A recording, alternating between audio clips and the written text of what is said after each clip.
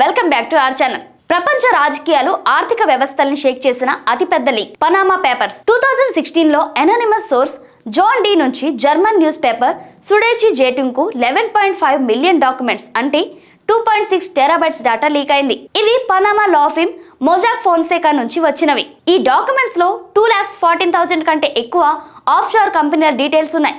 అది కూడా 1970ల నుంచి. ఈ leak international consortium of investigative journalist ఐసిఏజేతో కలిసి 80 దేశాలలో 100 మీడియా ఆర్గనైజేషన్స్ ద్వారా బయటపడింది. ప్రపంచ నాయకులు, సెలబ్రిటీలు, బిలియనర్లు ఆఫ్ షోర్ అకౌంట్స్, షోల్ కంపెనీల ద్వారా $1 billion hidden money, tax evasion, money laundering చేశారు. For example, Iceland prime minister Sigmundur Davio Gunnlaugsson రాజీనామా చేశాడు. Pakistan former prime minister Nawaz Sharif ను సుప్రీంకోర్టు డిస్క్వాలిఫై చేసింది.